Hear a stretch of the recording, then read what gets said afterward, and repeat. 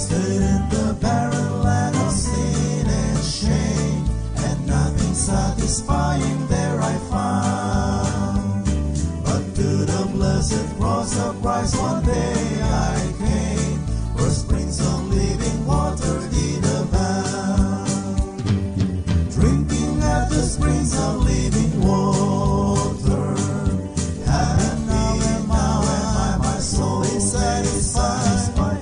Drinking at the springs of living water, oh wonderful and bountiful supply.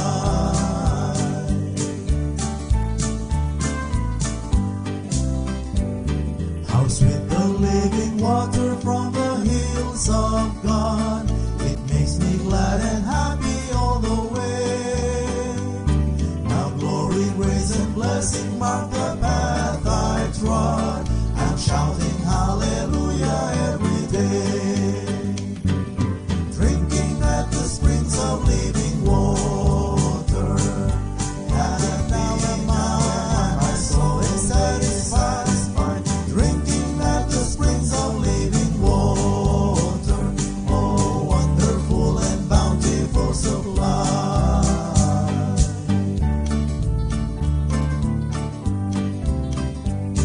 Oh sinner, won't you come today to Calvary? A fountain there is flowing deep and wide. The Savior now invites you to the water free, where thirsting spirits can be satisfied. Drinking at the springs of living water, and now my soul is satisfied. Drinking at the springs of living water, oh wonderful and bountiful supply. Drinking at the springs of living water, and now my soul is satisfied. Drinking at the springs of living water, oh wonderful and bountiful supply. Oh wonderful and bountiful supply. Oh wonderful and bountiful supply.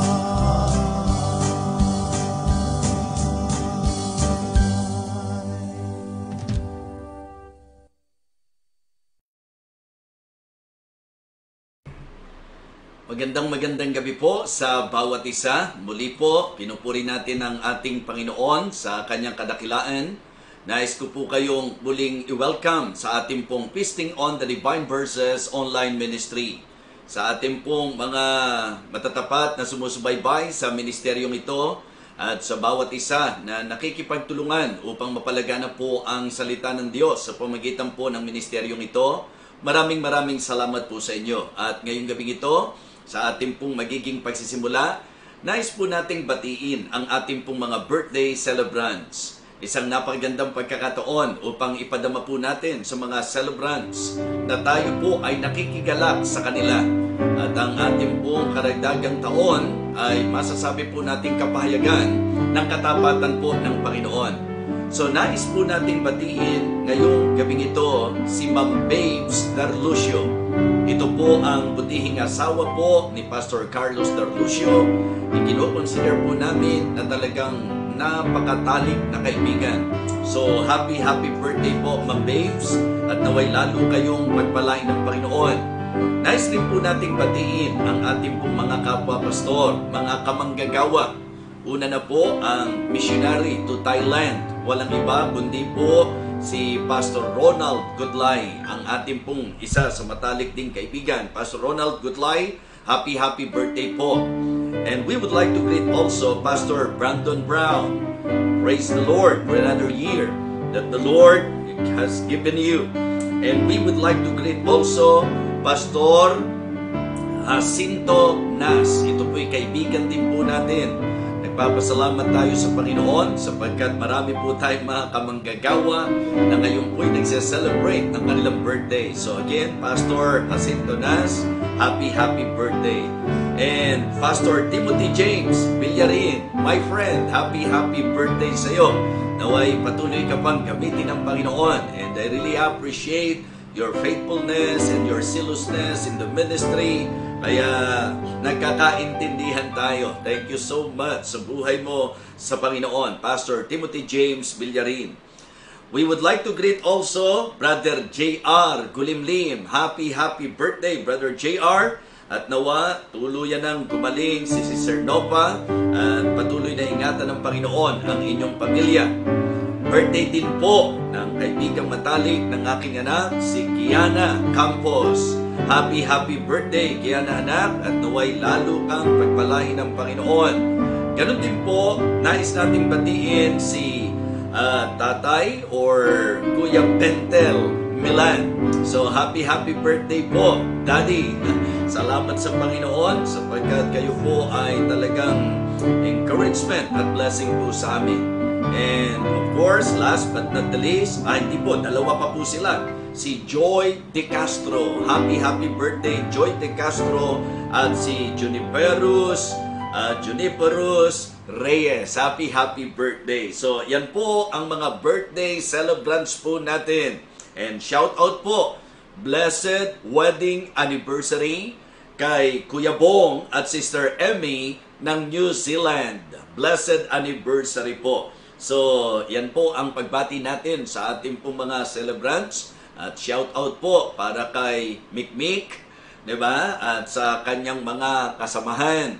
So, ang Mendoza family po ay patuloy na talagang laging nakaabang dito po sa ating pong feasting on the divine verses. So, yun po ang ating pong nais maging pagbati sa lahat. At ngayon po, mga minamahal, dadako na po tayo sa paghingi ng gabay sa Diyos.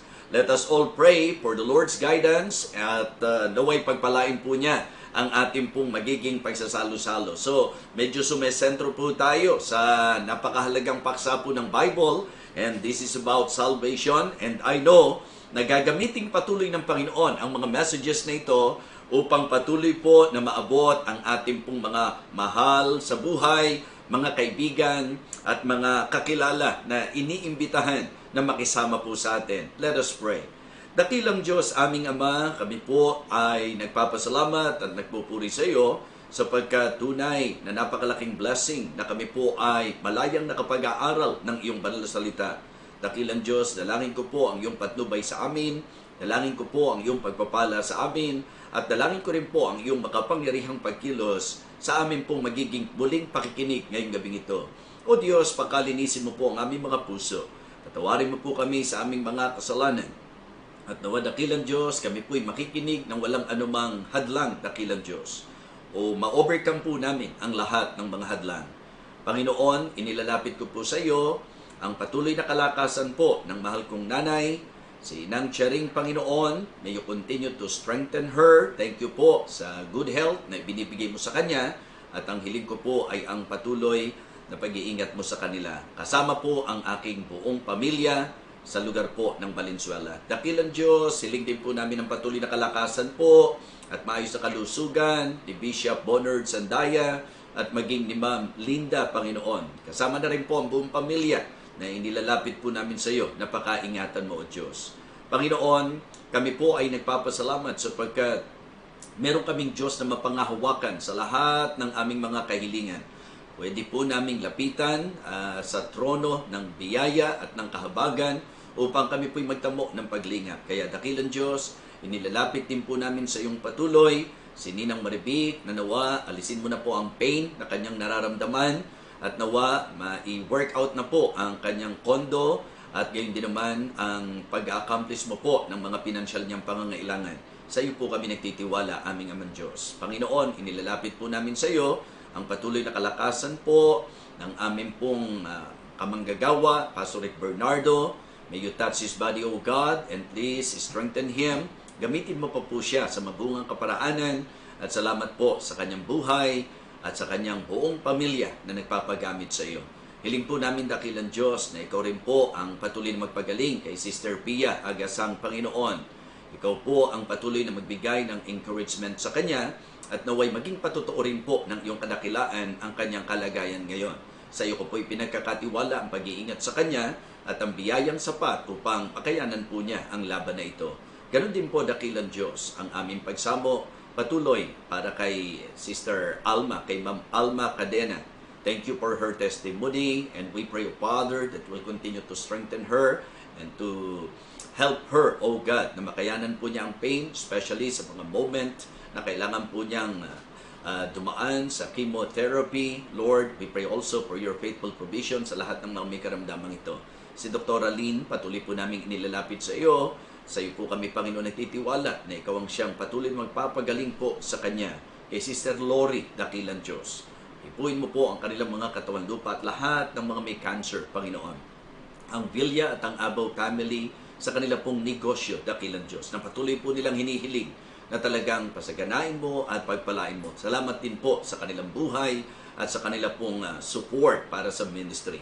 Panginoon, ganun din po ang Hostado family sa kanilang business, ang Ilehio at ang Mendoza family sa kanilang business, ganun din po ang Pedro family, dakilang Diyos. Patuloy mo pong pagpalain, maging ang Aguilar family, ganun din po ang Magtangog family, dakilang Diyos, sila Sister Julie, sila Brother Eric, ang family po nila, ang business po nila. Ganun din po, dakilang Diyos, ang Bidar family, ang kanila pong pinagkakakitaan at ang kanila pong negosyo. Panginoon, hiling ko rin po na ikaw ang siyang patuloy magpala sa Campos family at gayon din, dakilang Diyos. Hiling namin ang Abrenica family at ang Lacuna family, dakilang Diyos. Nawa, ikaw po ang siyang patuloy na magpala sa lahat ng mga negosyong ito, Panginoon. Maging ang mga naghahanap buhay naming mga kapatiran, especially mga work na naapektuhan at ang mga job seekers, please help them, O God. At yung pong ilan sa mga naapektuhan po ng pandemic na ito, dakilang Diyos, nawa makarecover po ang mga nasalanta po ng bagyo, naway patuloy na makarecover. At yun din naman, dakilang Diyos, ang mga frontliners, may you continue to protect them, O God. Ang sitwasyon po namin ngayon sa presenting panahong ito, hiling ko po, dakilang Diyos, na higit na pag-iingat po ang ibigay mo sa amin. Patuloy po ang paglalapit namin sa iyo kay Sister Imelda Buhay, na nawa, dakilang Diyos, palakasin mo po siya at makarecover. Si Sister Ricky Flores, nawa, de Vera, Panginoon, nawa, protektahan mo po at ingatan sa COVID-19. Ganon din po, dakilang Diyos, hiling po namin si Patricia Ablog, na talagang gumaling na po sa kanyang karamdaman. Sister Nopa, gulimlim, Panginoon, hiling po namin ang kanyang recovery. Si Sister Beth, dakilang Diyos, ang patuloy na wisdom at guidance mo sa kanya, especially sa tamang desisyon. Nawa, dakilang Diyos, samahan mo po siya sa kanyang laban na ito. Dakilang Diyos, si Sister Rose Lacanlale, sa kanyang passport, nawa, ito po ay may isaayos na, dakilang Panginoon. At inilalapit po namin, dakilang Diyos, ang aming anniversary this coming Sunday. May you prepare our hearts, O God. Thank you for the members of the church. We're very supportive. Lord, we pray na ikaw po ang siyang kumilos, magbigay ng tagumpay mula po sa aming evangelistic meeting hanggang sa aming pong afternoon celebration, pagbibigay pansin sa mga nawawalang kaluluwa at pagpapahalaga sa mga manggagawa. At nawadakilan Diyos, iyo pong gabayan at bigyan ng karunungan ng aming pong speaker, Pastor Dong Sanchez.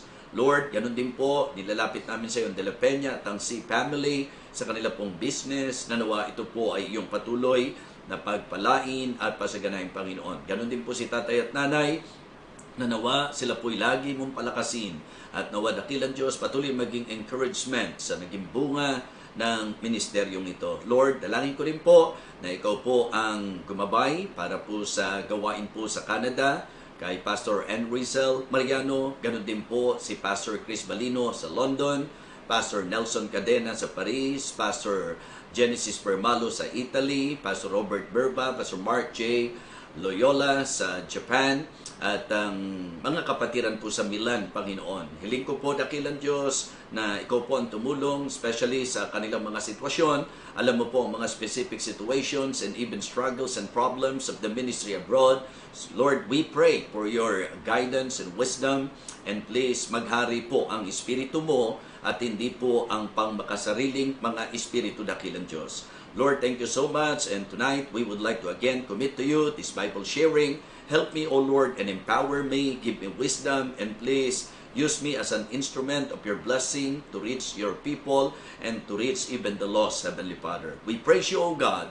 Lahat ng ito ay aming pong panalangin sa pangalan po ng aming Panginoong Jesus.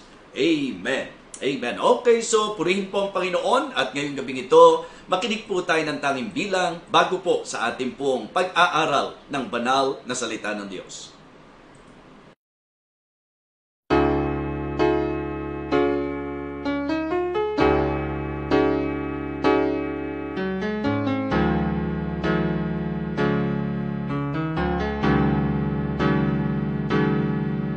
Before the fall of man, God had a perfect plan.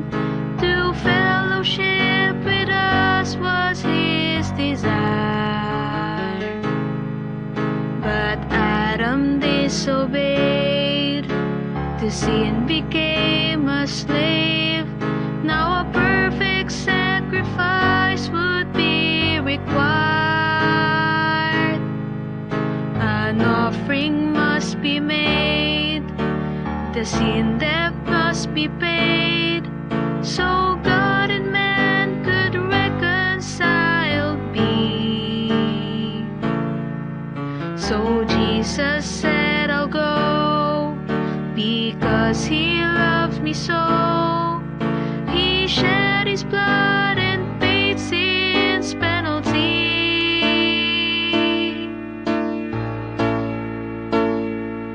He gave Himself to pay a debt I could not pay when I was lost. He gave Himself to be my way, though I deserved to be upon the cross that day. In love He took my place and gave Himself.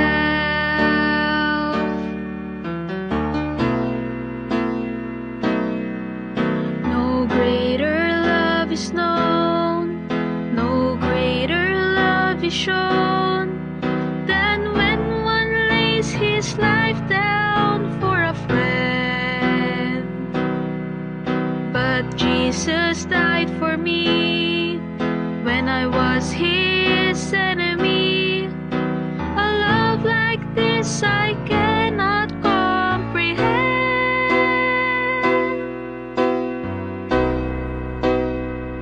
He gave Himself to pay a debt I could not pay when I was lost. He gave Himself to be my way, though I deserve to be upon the cross that day. In love He took my place and gave Himself.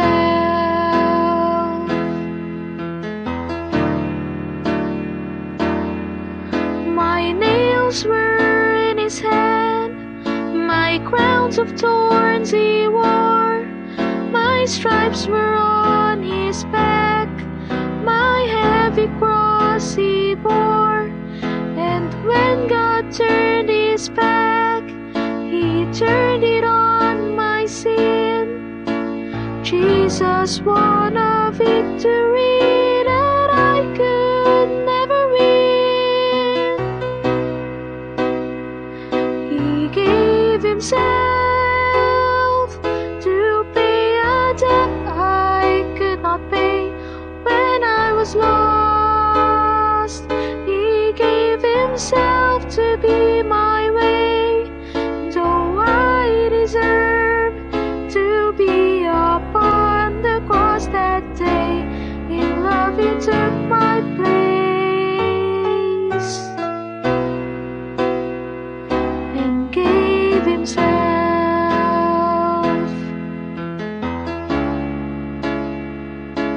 In love He took my place and gave Himself. He gave Himself.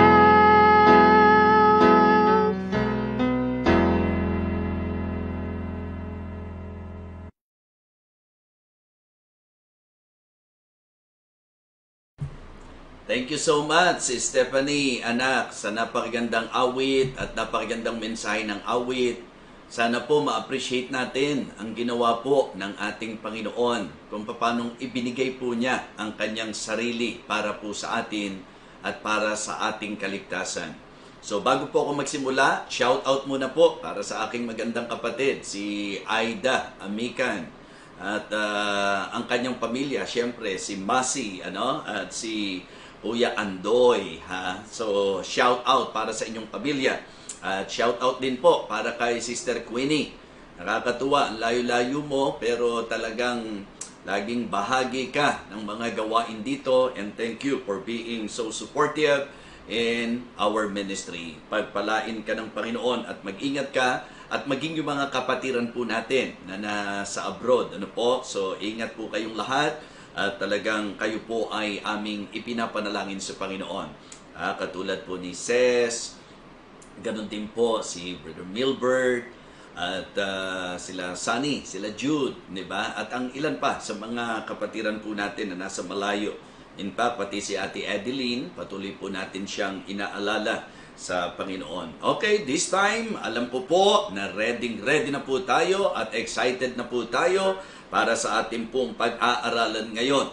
Kaya kung kayo po ay magwa-watch party, pwede na po. At doon sa mga nagtatag at nagsishare, tuloy-tuloy lang po na gawin po natin yan. At ako'y nagpapasalamat sapagkat si Kuya Nick, ganoon din naman sila Deacon Bong, Bernales, at si Ma'am Melda Claridades, at syempre yung mga members ng Living Water Baptist Church at Victory Fundamental Baptist Church. Alam ko na kayo ay talagang nagwa-watch party din.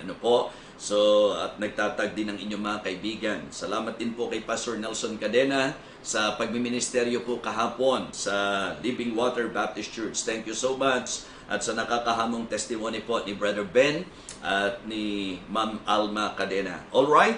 Para po sa ating pag-aaral, ang topic po natin for tonight is about salvation. The solid foundation of a genuine salvation. Ang magiging teksto po natin, dalawang bahagi po ng Biblia ang nais kong pansinin po natin. Una po, yung Romans chapter 8 and verse number 1. Romans chapter 8 and verse number 1. There is therefore now no condemnation to them that are in Christ Jesus, who walk not after the flesh, but after the Spirit. John chapter 10, please. John chapter 10, verses 27 hanggang verse number 29. My sheep hear my voice, and I know them, and they follow me.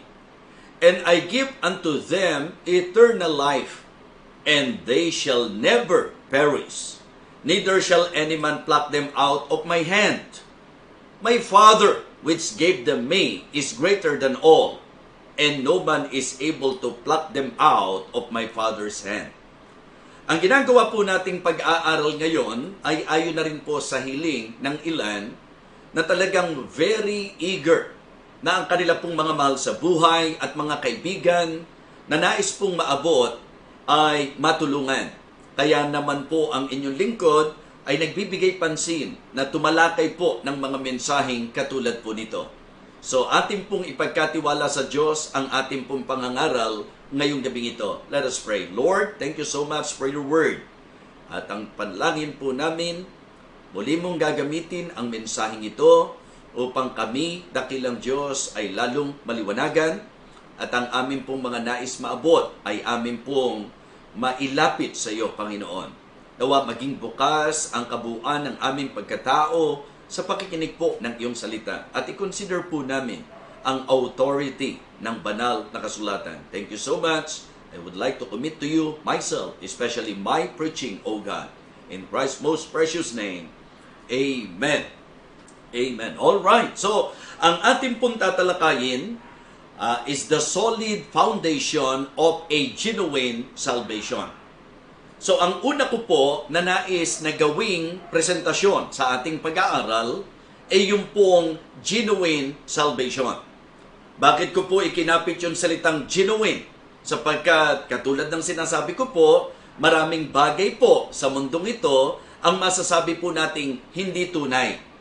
At marami po na nalilito rin sa mga nagsasabi na sila po'y Kristiyano, na sila po ay saved, na hindi po mapatunayan sa pamumuhay, sa kanilang paglakad. So kaya naging very specific po ang ating topic ngayon. This is about genuine salvation. At yung idea po ng solid foundation, ito po ay saan nakatungtong?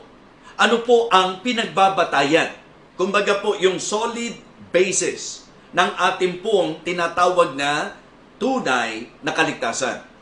So ang mga talatang binasa po natin, ang naging teksto po natin ngayong gabi, mga minamahal, ay pawang tumutukoy sa isang tiyak na kaligtasan. Ang sabi nga po again ng Romans chapter 8 and verse number 1, there is therefore now no condemnation to them that are in Christ Jesus, who walk not after the flesh, but after the Spirit. Alam niyo po, sa Biblia, niliwanag po sa atin na ang mga hindi nananampalataya ay hinatulan na.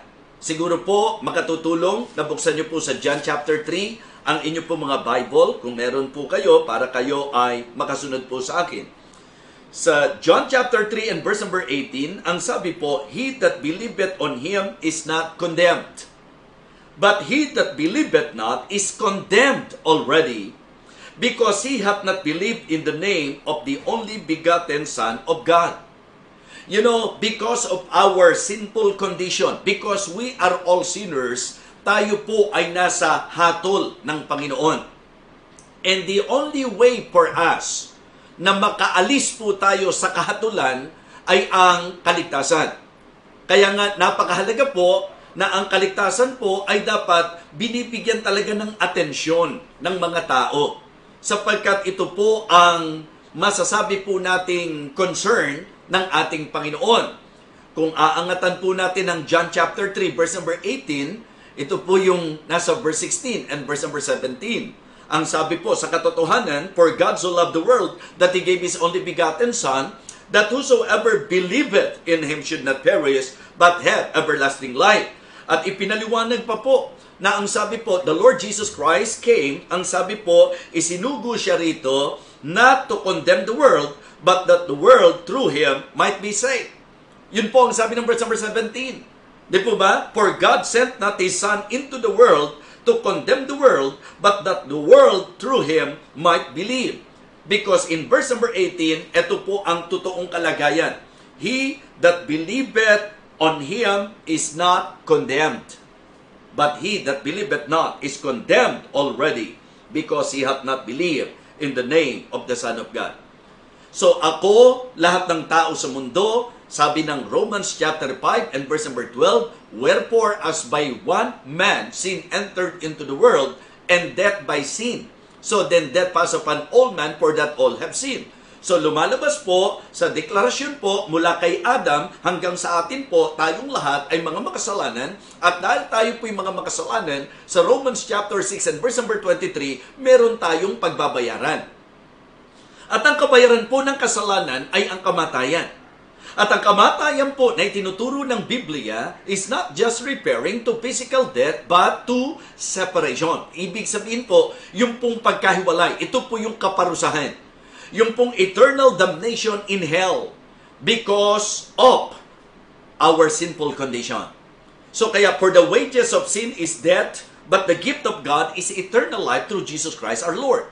So lumalabas po, sa pangkalahatan po, ang tao po ay nasa kondemnasyon. Ang tao po ay nasa kahatulan. At ang sinabi ko po sa inyo kanina, the only way for us to escape that judgment or condemnation is to believe on Him. Yung manampalataya po tayo sa Panginoon. At kung tayo po'y mananampalataya sa Panginoon, ang sabi po ng Bible, tayo po ay aariing ganap. Ito po yung sinabi ng Romans chapter 5 and verse number 1. Therefore, being justified by faith, we have peace with God. So napakaganda po na makita nyo na tayo po ay inaring ganap sa panahon na tayo po'y nanampalataya. At ang ating pong pananampalatayang ito sa ating tagapagligtas, di ba ang sabi po, he that believeth is on Him is not condemned, but he that believeth not is condemned already. So kung ikaw ay nanampalataya, eto po ngayon. narito po ngayon ang napakagandang panghawakan po natin. Na ang sabi po ng teksto po natin, Romans chapter 8 and verse number 1, there is therefore, conclusion po yan, there is therefore now no condemnation to them that are in Christ Jesus, who walk not after the flesh but after the Spirit. So, lumalabas po mga kapatid, inalis po tayo sa paghatol. Wala na raw pong kahatulan sa sinumang na kay Kristo. So ito po ang tunay na Kristyanismo. Yung tayo po ay mapasa kay Kristo. Yung tayo po ay mapasa Panginoon. Kaya nga, napakaganda po na sa mga nakikinig ngayon, ito po ay dapat maging masasabi nating mahalagang mensahe po sa atin sapagkat ito ang dapat magbukas ng ating kaisipan, lalo na ng ating puso upang sampalatayanan po natin ang ating Panginoon sapagkat ang pananampalataya lang po ang mag-aaring ganap sa atin na ang ibig sabihin po dahil sa pananampalataya, ang sabi po, wala nang hatol sa mga tunay na nakay Kristo Jesus. At sa usapin po, mga kapatid, ng genuine salvation, makikita nyo po ang sabi ng John chapter 10 na mismong ang Panginoong Jesucristo sa kanyang claim na kung ikaw ay isa sa kanyang tupa, ang sabi po, una, sa verse number 27, ang ipinakita po yung pagkakakilanlan. Ang ibig sabihin po, yung mapagkakakilanlan sa tunay na tupa ng Panginoon. Kasi everybody can claim na sila po itupa ng Panginoon. Kumbaga po, for you to better understand me, ang karaniwan po sa mga tao kiniklaim na tayo'y Kristiyano, na ako ay nasa Panginoon. Well, ito po ang pagkakakilanlan. Hindi para i-judge tayo ng kahit sino. We better examine ourselves. Diba? Sa liwanag po, in the light of the Scripture. In John chapter 10, verse number 27, ang sabi po, my sheep hear my voice. And I know them, and they follow me. Alam niyo po, napaka-consistent po eh. Kasi sa John chapter 8, verse number 47, doon po kasi sa mga religious people, na dahil may relihiyon sila, they are thinking that they are of God. Na dahil sila po'y galing daw po sa lipi at binhi ni Abraham, they are claiming and they are thinking that they are of God. But sad to say, in John chapter 8, verse number 44, the Lord Jesus Christ confronted them, and directly, ang sabi ng Panginoon, you are not of God, you are of your father the devil. And then, para po doon sa record, gusto kong sabihin po sa inyo na talagang inilundo na lang po sila ng Panginoon sa isang malinaw na panukatan na pagkakakilanlan, pagkatunay na sa Diyos. Ang sabi po ng John 8:47, he that is of God, heareth God's word. O di ba consistent po? Sabi ni Jesus Christ sa inaangkin niyang tupa, my sheep hear my voice. Ang mga tupa ko, dinirinig ang aking tinig. Dito naman po sa John 8:47, he that is of God, heareth God's word. Ye therefore hear them not, because ye are not of God. Kaya nga kahit sa ating pong nakikinig ngayong gabi, hindi naman para husgahan ka ng iba eh. Di ikaw na po ang kumilala sa sarili mo. Ayon na rin sa sinasabi po ng ating Panginoon Jesucristo. Because according to our Lord Jesus Christ, pag sa Diyos ka, makikinig ka sa salita ng Diyos. Okay, dahil dito, hindi mo dinirinig sapagkat hindi ka sa Diyos. Kaya yun lang po ang panukatan. Pag sa Diyos, makikinig sa salita ng Diyos. At ang pakikinig na ito ay in-expound ng ating Panginoong Jesucristo nung tukuyin niya ang kanyang mga tupa. Kasi posibleng ngayong gabi, lahat tayo nakakarinig. Yan ba ang ibig sabihin? Na dahil nakikinig tayo ngayong gabi, tayo po ay sa Diyos? Hindi po, doon natatapos yun, yung hearing by ear only. Ang sabi po sa pag-expound ng Panginoon sa verse number 27 ng chapter 10, my sheep hear my voice, and I know them, and they follow me. So, ang ibig sabihin po in expounding that truth and that message na sa usapan ng pakikinig, ito po yung pakikinig na sumusunod ka, ginaganap mo ang salita ng Panginoon. At pagka po ikaw ay talagang tupa ng Panginoon, ang pagkakakilalan sa iyo, makikinig ka sa Kanya, di ba? Dinirinig ng aking tupa ang aking tinig, sila'y aking nakikilala at sila'y nagsisisunod sa akin. Meaning to say, hindi natin pwedeng paikutin ng Panginoon. Hindi po natin siya po pwedeng papaniwalain doon po sa ating magiging pagpapanggap. Pagka ikaw ay tunay na tupa ng Panginoon, ang sabi po, kilala niya ang kanyang tunay na tupa, at kapag tunay na tupa ng Panginoon, ang isang makikita po natin, sumusunod sa salita ng Diyos. Kaya mahirap pong pagtagpuin nasasabihin mo, Kristiyano ka na, pero talagang ang mas niyayakap mo, yung pong mga aral at paniniwalang pangrelihiyon, kahit na kumukontra sa sinasabi ng Biblia. So dapat po mga kapatid, tayo po ay maging subject doon sa sinasabi ng Panginoon.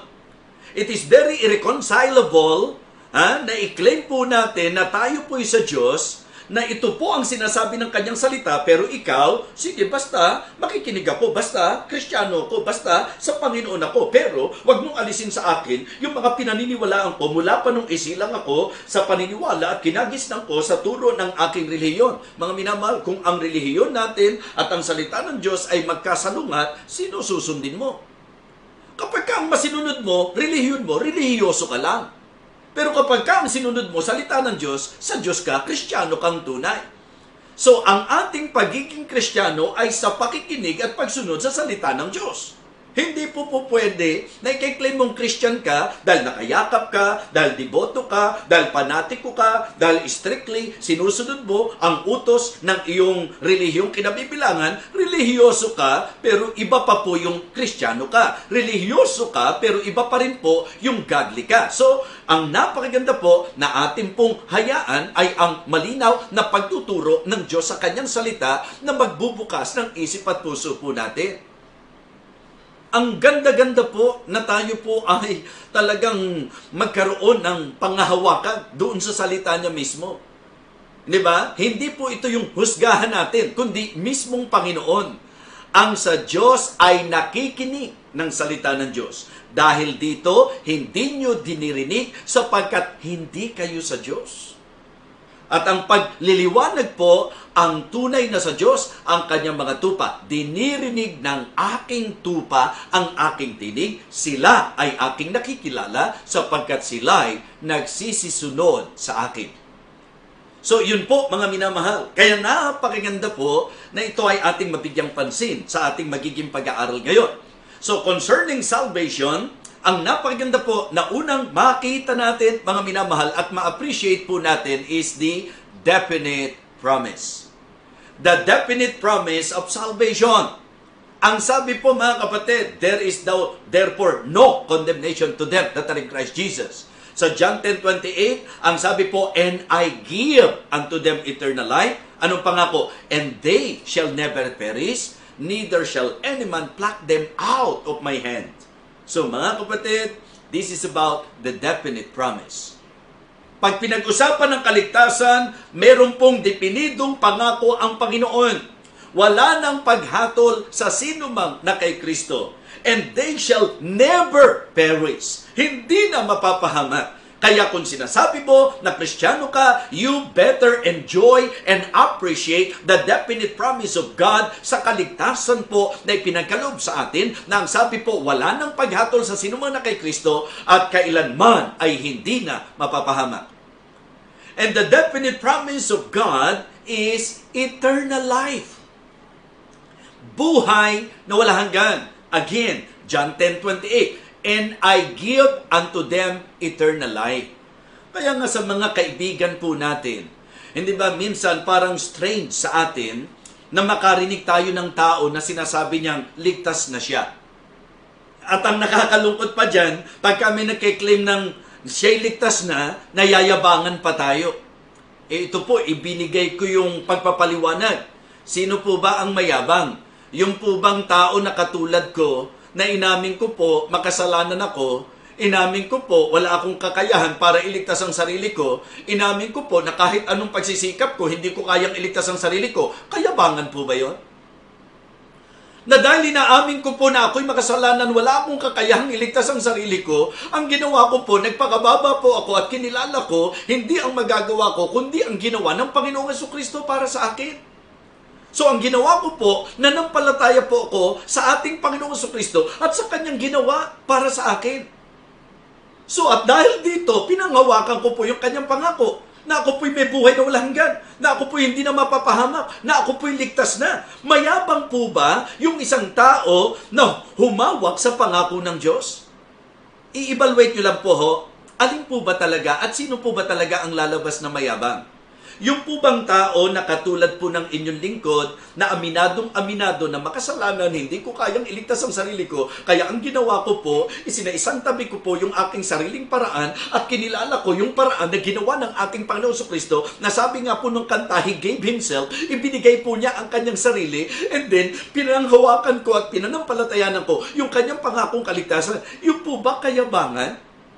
Hindi po ba, isipin niyo po ito hindi po ba mas kapalaluan at kayabangan yung pong ang Panginoong Jesus, dahil nga wala namang tao na kayang iligtas ang kanyang sarili, ang ginawa po niya, nagsakripisyo po siya, ibinigay po niya ang kanyang buhay.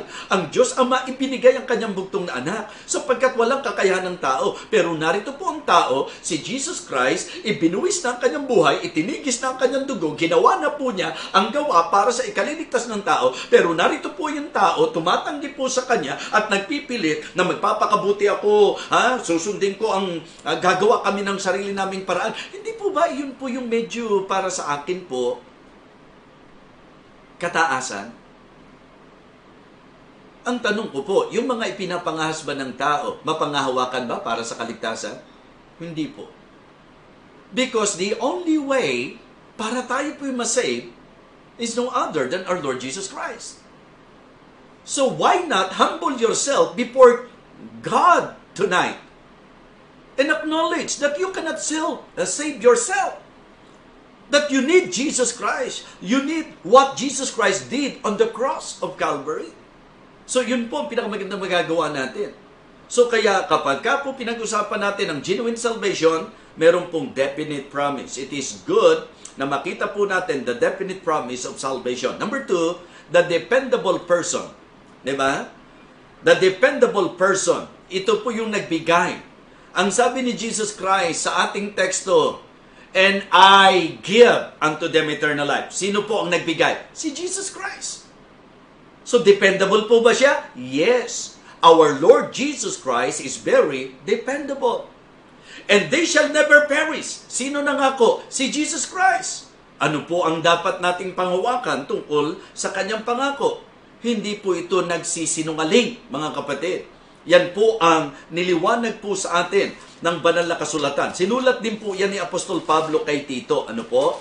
Basahin ko po sa inyo. Titus chapter 1 and verse number 2. In hope of eternal life, which God that cannot lie promised before the world began. So, ang definitong pangako, eternal life. At ang nangako, very dependable. Why? In hope of eternal life, which God that cannot lie. Kung meron pong hindi gagawin ang ating Diyos, ito po ay ang magsinungaling. Kaya kung siya po ay nangako ng kaligtasan, ito po ay mapangahawakan. Yun po ang rason why every believer, genuine believer, pinangahawakan po ang pangako ng Panginoon. So pagka pinag-usapan po ang kaligtasan, ang genuine salvation, it is very important to consider the definite promise, the dependable person, and also the divine proofs. Pagka po kaligtasang tunay ang ating pinag-uusapan, mahalaga rin po na ating pong bigyang pansin yung mga makadiyos na pruweba. Di po ba? Kasi po, it is very easy na i-claim ng tao siya. Kinikilala ko ang Panginoon. Kristiyano din naman ako. Well, sige po, dahil ikaw lang naman ang nakakaalam ng puso mo at ang Diyos. Yung mga taong nasa paligid mo, hindi naman nila alam kung ano talaga ang totoo sa puso mo. But listen, sa Biblia po, itinuro po na ang kaligtasan ay mayroon pong katibayan. Mayroon pong pruweba. Kanina po, sinabi ko na sa inyo, yung pakikinig sa salita ng Panginoon, yung pagpapasako sa salita ng Panginoon, yung pagsunod sa salita ng Panginoon. Mahirap pagtagpuin, mahirap po na ating pong i-claim na tayo po'y sa Diyos at hindi tayo nakikinig at nagpapasakop sa kanyang salita. Tama po ba? Maging ang pagbabago ng Diyos sa ating pong buhay. So, mga kapatid, mga minamahal, ito pong pag-aaral na ito, I believe, ay napakaganda na medyo pansinin po natin at bigyan po natin ng weight sa ating pong pagsusuri at sa ating pong pag-aaral. So, the solid foundation of a genuine salvation. Nakita po natin sa introduction natin ngayon, the definite promise, the dependable person, and the divine proofs. Now, let me consider yung pong mga matitibay na batayan, yung pong solid foundation, yung pong solid basis sa usapan po ng kaligtasan. Number 1 is the Word of God. The Word of God. Ito po ang ating solid foundation. Ito po ang ating basis. Ano po? Masasabi nating batayan sa usapan po ng kaligtasan. Ang sabi po ng John 5:39, sa mga kaibigan po natin na nakikinig po ngayon, sa inyo pong pagsusuri, ang napakaganda po, ang suriin po natin ay ang salita ng Diyos. Ang sabi po ng John 5:39, search the scriptures, for in them you think ye have eternal life, and they are they which testify of me. Saliksikin daw po natin ang kasulatan. Bakit? Kasi ito po ang ating saligan. Ito po ang ating pundasyon. Yung kaligtasan ayon sa itinuturo po ng banal na kasulatan. Kasi meron pong iba't ibang kaparaanan ng tao eh. Meron pong iba't ibang claim ng tao kung bakit niya sinasabi na siya ay ligtas, na siya ay baka pumunta sa langit. Pero lahat ng yon, baka sakali, lahat ng yon ay walang matibay na batayan. Listen, ang ating pong strong and solid foundation is the Holy Scripture. It is the Word of God na nagsasabi po, saliksikin ninyo, wika, ang kasulatan, sapagkat iniisip ninyo na sa mga yaon ay meron kayong buhay na walang hanggan. At ito ang nagpapatutuo patungkol sa akin. And the Lord Jesus Christ in 1 John chapter 5 verse number 11, di ba? Ipinakita po na sulat po ito ni Juan na ang ating Panginoong Jesucristo po ay meron pong masasabi nating record sa kanyang pagbibigay ng buhay na walang hanggan. Anong sabi po ng sulat ni John? 1 John chapter 5 and verse number 11. And this is the record. The Bible is the record. Ito po ang patunay. And this is the record that God hath given to us eternal life. And this life is in His Son. He that hath the Son hath life. And he that hath not the Son of God hath not life. Mga kaibigan, it is now time para sa akin po na ang mga tao po mamulat na ang paningin. Dapat po talagang magkaroon na po tayo ng pagkilala sa salita ng Diyos na talagang matibay na saligan sa usapin ng isang tunay na kaligtasan. Walang po pwedeng mag-angkin ng tunay na kaligtasan away from the Word of God. It should be based on the Word of God. For this is the record. The Bible is the record that God has given to us eternal life. And this life is in His Son. Ang ganda po nung sabi ng verse number 12 eh. Ayon sa kasulatan, siya na kinaroroonan ng anak ay kinaroroonan ng buhay. At siya na hindi kinaroroonan ng anak ng Diyos ay hindi kinaroroonan ng buhay. Ang sabi po ng verse number 13, these things have I written unto you. Ano po isinulat? Di ba dito sa Bible?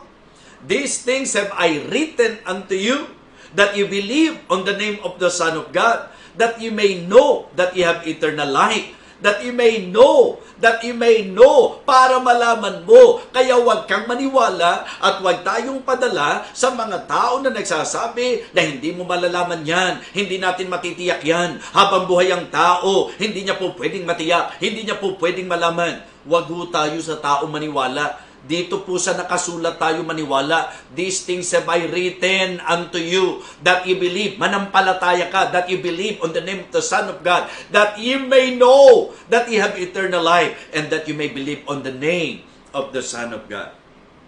So the Word of God, it is the solid foundation. Maliwanag po yan. Ikalawa po, the witness of God. Not just the Word of God, but also the witness of God. Yung patutuo ng Diyos. Ito po ay natala sa sulat ni Apostol Pablo. At masasabi po natin na ito po ay doctrinal approach ni Apostle Paul sa kanyang panulat dito po sa Roma. Romans chapter 8 verses 14 hanggang 16 po. Ang sabi po ng verse number 14, for as many as are led by the Spirit of God, they are the sons of God. For ye have not received the spirit of bondage again to fear, but ye have received the spirit of adoption, whereby we cry, Abba, Father. So, atin pong unawaing mabuti. Ang sabi po, meron daw pong pangunguna ang Banal na Espiritu. At kung sino raw po ang pinangungunahan ng Banal na Espiritu, sila nga ang mga anak ng Diyos. Ang sabi ng verse 15, sapagkat di nyo wika tinanggap ang Espiritu ng pagkaalipin, kundi ng pagkukupkop, mga kapatid, na kung saan yung Espiritong ito ay nagdadala sa atin at naglagay sa atin sa kalagayan that we can cry, Abba, Father. In verse number 16, very clear, the Spirit itself beareth witness with our spirit that we are the children of God. So, ang ating pong solidong pundasyon ay ang salita ng Diyos. Ikalawa po, yung patotoo ng Diyos. Ang ibig sabihin po, mga minamahal, pagka totoong Kristiyano, meron pong masasabi nating patotoo. Ito po yung nasa sa Kanya. Kasi, sa totoo lang po, sa pananampalataya natin, hindi naman physically, si Jesus Christ ang mananahan sa atin. In reality, it is the Holy Spirit. Kaya pag Kristiyano ka, templo ka ng Banal na Espiritu. Pinananahanan ka ng Banal na Espiritu. And according to the teaching of the Apostle Paul, the Spirit itself beareth witness with our spirit that we are the children of God. Kaya nga ang genuine salvation, ang pundasyon natin, number 1, the Word of God. Number 2, the witness of God. Yung patotoo ng Diyos. Kaya nga kung Kristiyano ka, ang isa sa dapat na talagang medyo particular ka, yung pangunguna, yung gabay ng Banal na Espiritu sa iyo. Kaya nga para sa akin po, pagka po ang isang tao nag-claim ng kaligtasan na lihis sa sinasabi ng Bible, hindi po genuine salvation yon. At ang isang tao po na nagkiklaim na anak siya ng Diyos, pero lihis ang lakad, laging lihis ang lakad, kontra ang lakad sa kung ano po ang ayon sa salita ng Diyos at kalooban ng Panginoon, aba, mga kapatid, yan po ay hindi mapagtatagpo. Bakit? Sapagkat ang isang maliwanag sa pundasyong turo ng Banal na Kasulatan sa matibay na aral, ang batayan po ay ang pagsaksi ng Banal na Espiritu. Ang patotoo, ito po ay sa pamagitan ng kanyang paggabay. So the Word of God, the witness of God, yan po'y napakaliwanag sa Banal na Kasulatan. Ang sabi nga po nung teksto natin, di po ba? There is therefore now no condemnation to them that are in Christ Jesus. Anong sabi? Who walk not after the flesh, but after the Spirit. Ang sabi po, for as many as are led by the Spirit of God, they are the sons of God. For ye have not received the spirit of bondage again to fear, but ye have received the spirit of adoption, whereby we cry, Abba, Father. Okay? And the Spirit beareth witness with our spirit that we are the children of God. So, napakaganda po na ito ang mag-lead po sa atin sa tamang landas sa buhay po natin sa usapin ng tiyak na kaligtasan. And then thirdly, the works of God. Diba? Yung mga gawa ng Diyos. Mga kapatid, ito po ang isang bagay po na dapat din maunawaan ng tunay ng mga mananampalataya or those who are claiming that they are genuinely saved. Mga kaibigan, tingnan niyo po ho, nagtuturo tayo ng firm na turo pero wala tayong husgahan sa isa't isa. We just want the people to understand clearly the teaching of God's Word, okay? Particularly sa napakahalagang bagay nito kasi salvation po ito eh. Sabi ko nga po, ma-fake ka ng pera, nababawi yan. Napapalitan po yan. Diba? Na-fake po tayo sa nabili natin. Akala natin tunay na lakos, yung pala, lokos. Ano po? So, ayan po, pwedeng madaya ka dyan. Diba? Nakakalungkot, nakakahinayang, pero ano ba naman yon? Pero kapag ka ang hindi po naging genuine yung salvation, pag dyan tayo nadaya, mga kapatid, eternal na pagdurusa po yan. So that is the reason why you should appreciate this kind of teaching because our concern is to enlighten the minds of the people about the clear teaching of God's Word. So tingnan niyo po ang sulat ni Apostol Pablo Sa Philippians chapter 2, verses 12 and 13, maganda po yung naging pahayag ni Apostol Pablo doon po sa iglesia sa Philippi. Sa Pilipos. Tingnan niyo po ang sabi. Philippians chapter 2, verse number 12 and 13. Wherefore, my beloved, as ye have always obeyed, not as in my presence only, but now much more in my absence, work out your own salvation with fear and trembling. Tingnan nyo ang karugtong po, verse 13. For it is God which worketh in you. Hindi lang po pala lumalabas na yung witness ng Banal na Espiritu, kundi yung gawa. Yung for it is God which worketh in you both to will and to do of His good pleasure. Kaya pag totoong Kristiyano ka, gumagawa ang Diyos sa buhay mo. Kaya kapag ka po hindi gumagawa ang Diyos sa buhay mo, mabuay po yung iyong kiniklaim. Hindi po talaga mapangahawakan. So, it is better na ngayong gabi po, magpakababa po tayo at kung sakali man na medyo tayo po ay nailihis, tayo po'y nalito, wag na po nating masyadong tutukan po yun. Dito na po tayo ngayong gabi sa isang maliwanag na presentasyon na itinuro po sa atin ng Banal na Kasulatan na meron pong solidong pundasyon ang isang genuine salvation. Ito po ay ang salita ng Diyos, the Word of God. Ito po ay ang witness of God and the works of God. Yung gawa po ng Panginoon. Kasi ang idea po, wala po si Pablo. Kaya nga ang sabi po niya, di po ba? Again, sa verse number 12 po ng chapter 2, Philippians chapter 2, verse number 12. Wherefore, my beloved, as ye have always obeyed, not as in my presence only, anong sabi niya? But now, much more in my absence. Lalo na wika na ako'y wala sa inyo. Ang sabi po niya, work out your own salvation with fear and trembling. Wag ho kayo malito. Hindi po sinasabi ni Pablo, work out for your salvation. Hindi po. Ang sabi po, work out your own salvation with fear and trembling. Bakit? For it is God which worketh in you, both to will and to do of His good pleasure. Kaya nga mga kapatid, ito na po ang magandang pagkakataon para po sa mga kaibigan po natin.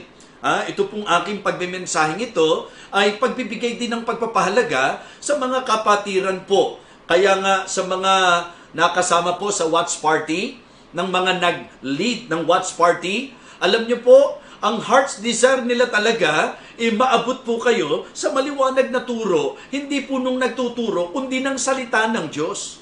Kasi wala naman po akong ituturo sa inyo na maliwanag kung hindi po, ito po ay maliwanag na sinasabi ng salita ng Panginoon. So kaya kanina, binigyang pansin po natin, when it comes to genuine salvation, meron pong definite promise, at dapat po makita nyo, the dependable person, our Lord Jesus Christ, who promised eternal life and who promised salvation, and then the divine proofs. Meron pong mga pruweba po yan. And then try to reconcile it now sa ating pong mismong naging puntos na sa usapan ng matibay na tungtungan, matibay na saligan, matibay na pundasyon.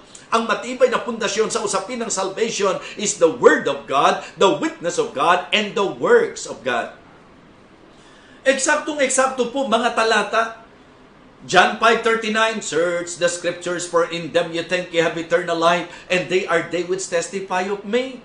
Kahit nga ho sa pagkakilala kay Jesus Christ ng tama, hindi po pwedeng nakilala mo lang siya sa itinuro ng relihiyon.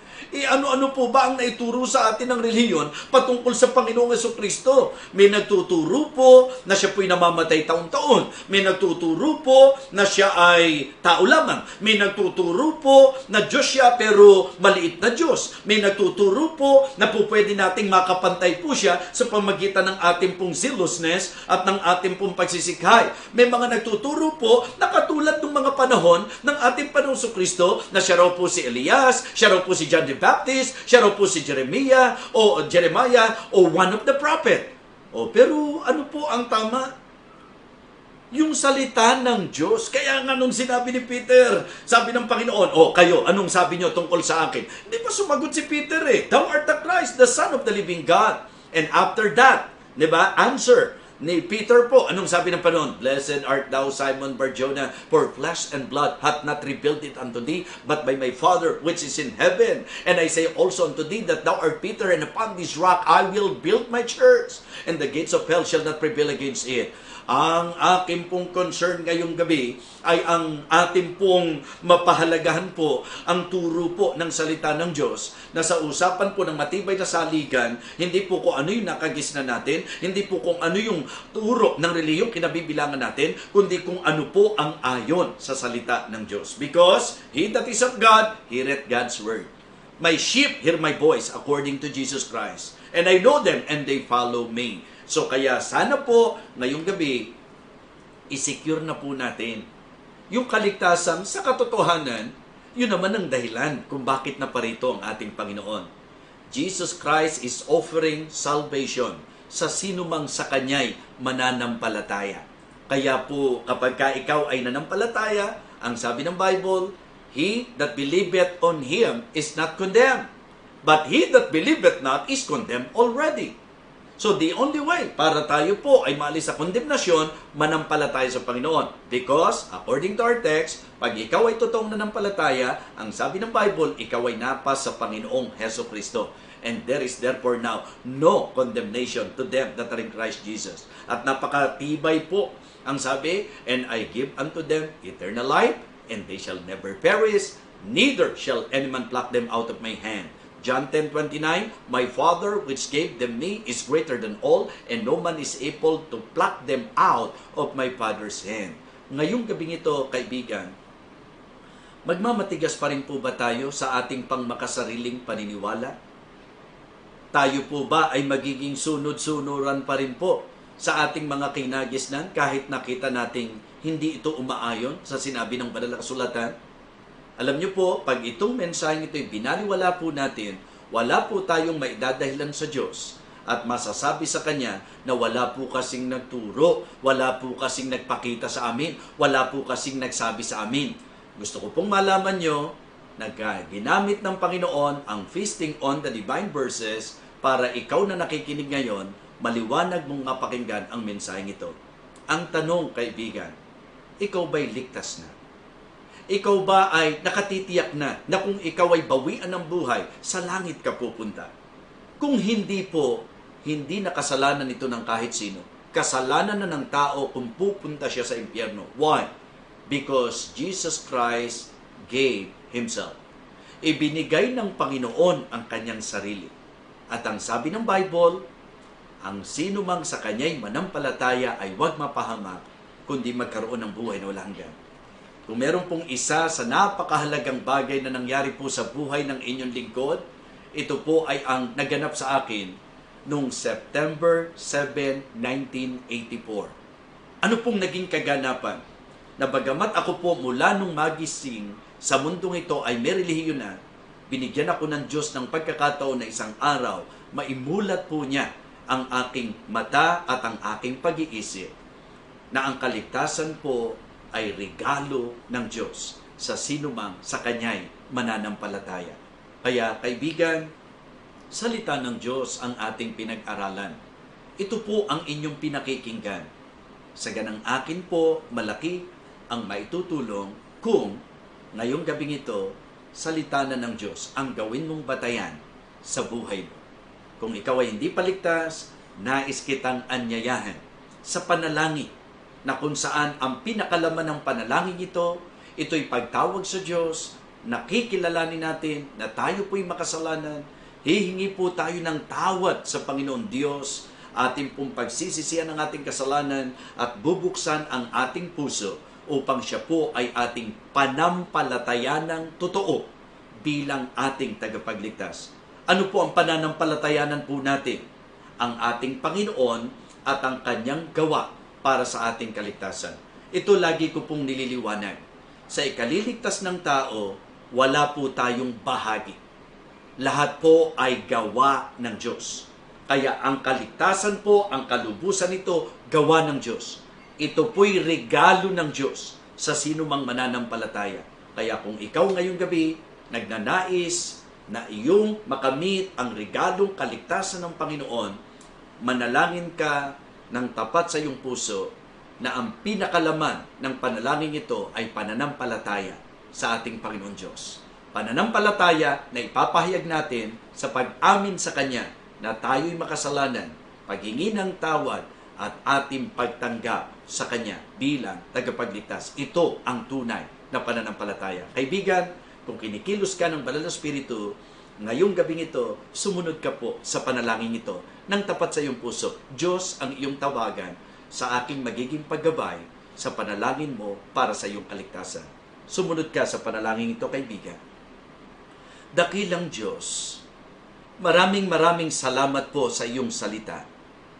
Salamat po sa gabing ito sa narinig kong pangangaral.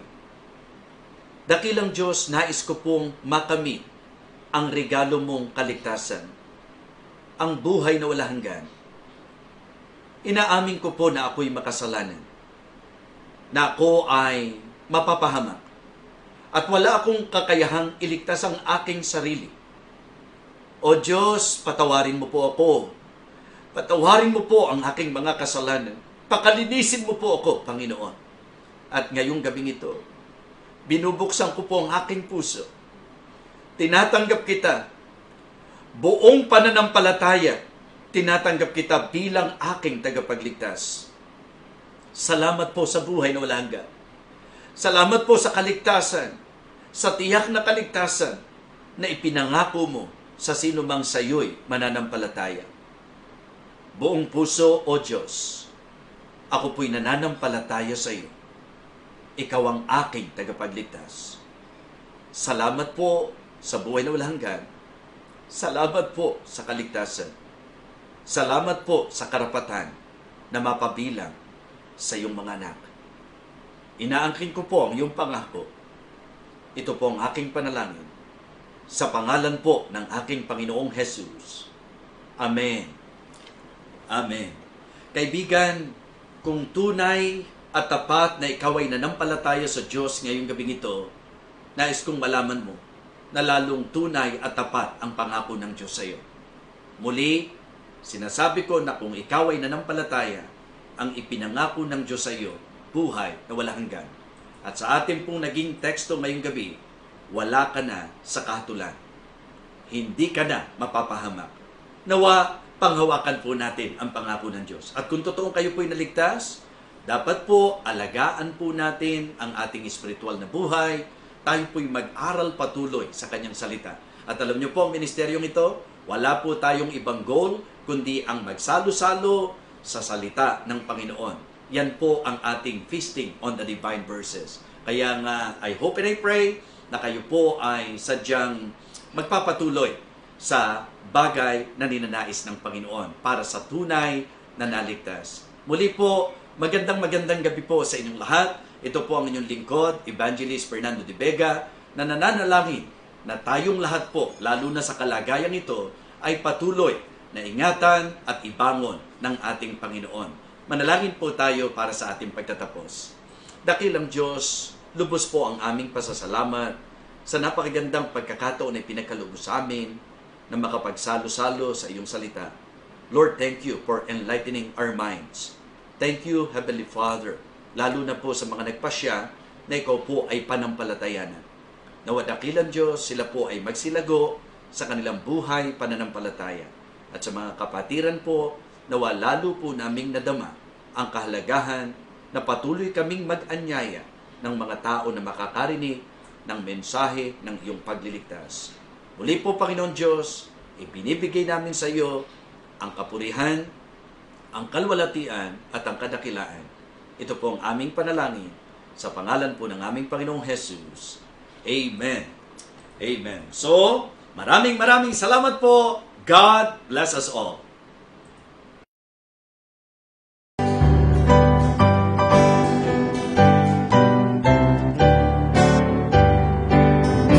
I heard an old story, how a Savior came from glory, how He gave His life on Calvary to save a wretch like me.